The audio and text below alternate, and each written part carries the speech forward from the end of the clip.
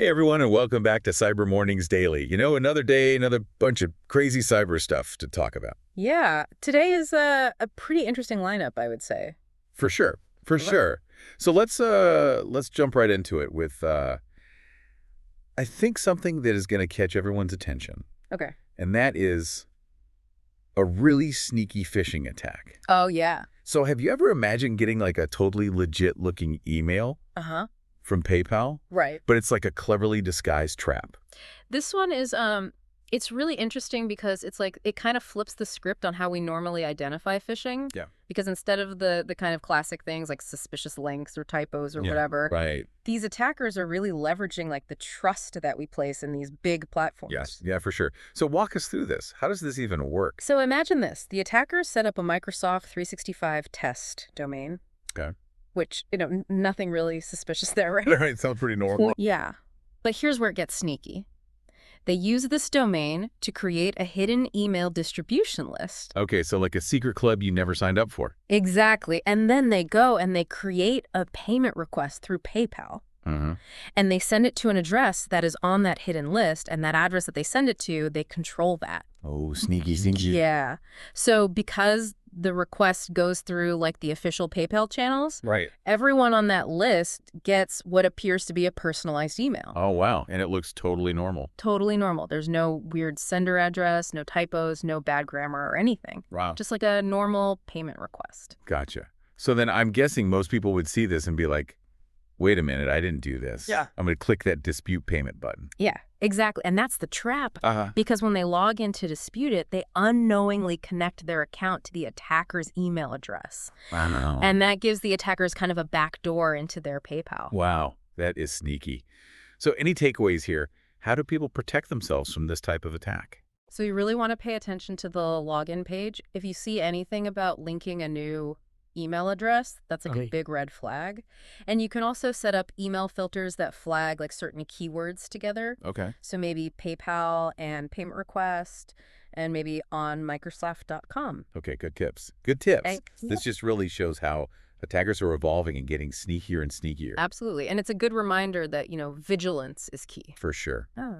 Okay, so let's move on to a story that's giving me like major spy vibes. Okay. Hijacking 4,000 backdoors with expired domains. Ow. What is going on here? Well, some cybersecurity researchers took a very proactive approach, and they purchased expired domains. Okay. But not just any domains. They specifically targeted domains that they knew had been used for malware command and control. So they were like digitally dumpster diving. Yeah, pretty much. And the results are pretty mind-blowing. They bought over 40 expired domains, and then boom, over 4,000 compromised systems, including like government and university networks, started phoning home to these domains that the researchers now controlled. Whoa. So they basically stumbled upon a treasure trove of active backdoors just waiting to be used. Exactly. They found all kinds of things, from like basic web shells, which give attackers basic control, Okay. to super sophisticated tools, the kind that are used by nation-state actors. Wow. That's a lot.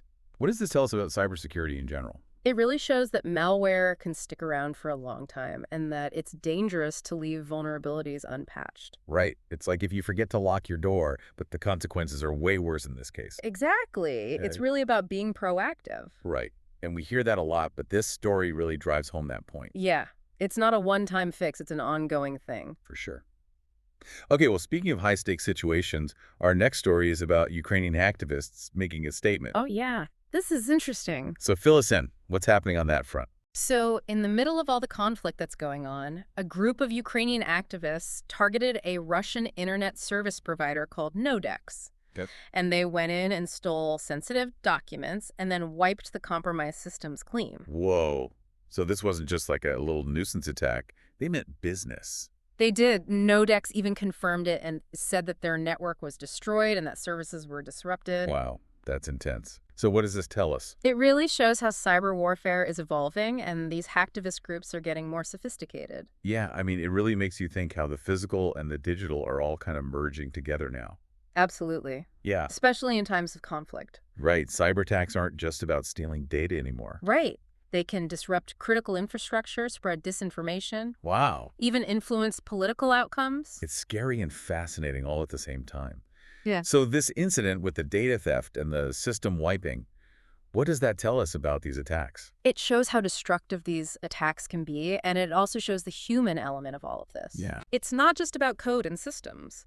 It's about people and their motivations and how conflict can spill over into the digital world. That's a really good point. Yeah.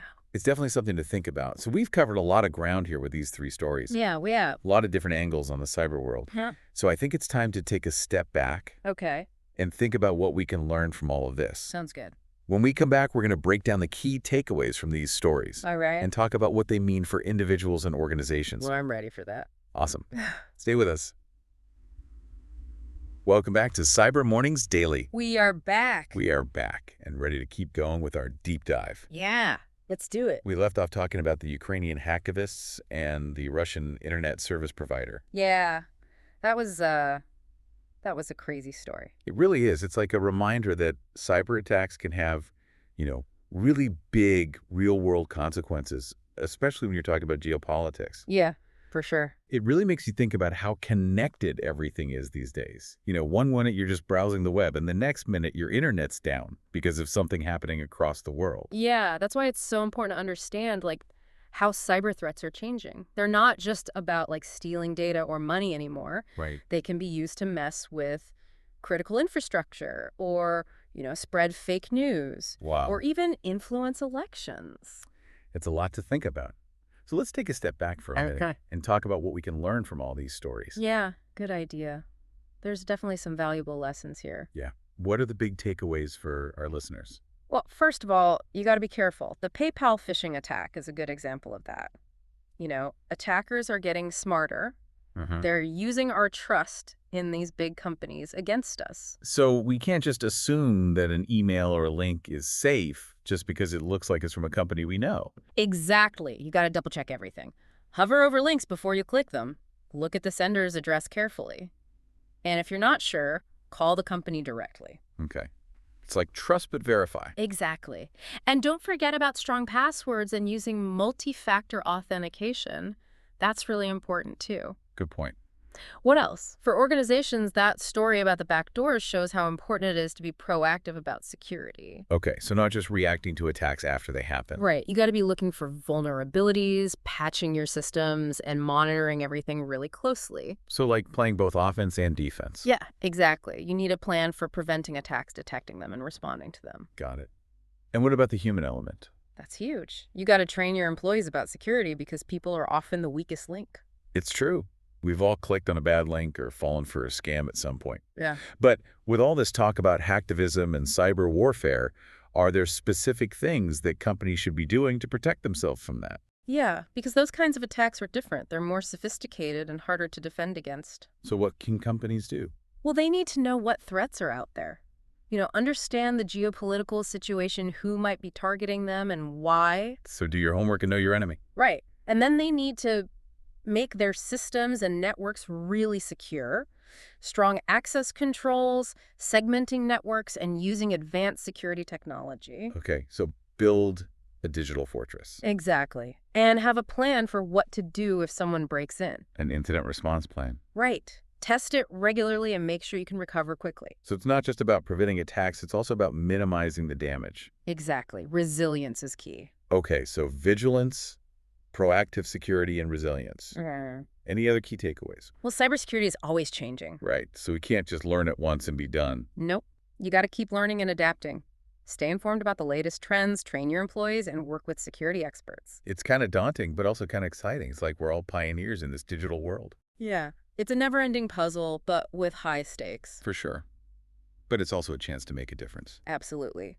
The work we do in cybersecurity impacts people's lives, their privacy, their security. Yeah, it's not just about code, it's about protecting people. Exactly. So cybersecurity is everyone's responsibility. Yeah. We all need to be aware of the risks and work together to make the digital world safer. Great point. Well, we're going to take a quick break. Okay. And when we come back, we'll answer some listener questions and wrap things up. Sounds good. We're back for the last part of Cyber Mornings Daily. Back for more. Let's jump right into some questions from our listeners. Yeah, sounds good. First up is Sarah. She asks, with all these threats, is it even possible to stay ahead? It feels like you're always playing catch-up. Yeah, Sarah. I think a lot of people feel that way. The threats are always changing, but, that doesn't mean we can't do anything about it. We can make ourselves harder targets and reduce the damage when attacks happen. So kind of like shifting your mindset from if an attack happens to when an attack happens. Exactly. And that's where all that stuff we talked about earlier comes in. Strong security practices, awareness training, and just being really careful. Being proactive. Yes, exactly. Okay, next question. Okay, this one comes from David. He asks, what do you think about the ethics of hacktivism? Is it ever okay to use hacking for protest or activism? That's a tough one, David. Yeah. It's a really complicated issue. On the one hand, I get why people want to fight back against injustice even online. But on the other hand, hacking can have consequences we don't expect, and it can hurt innocent people. Yeah, it's a slippery slope. Yeah. Even if you have good intentions, it can be illegal and cause problems. It also makes it harder to tell the difference between real activism and cybercrime.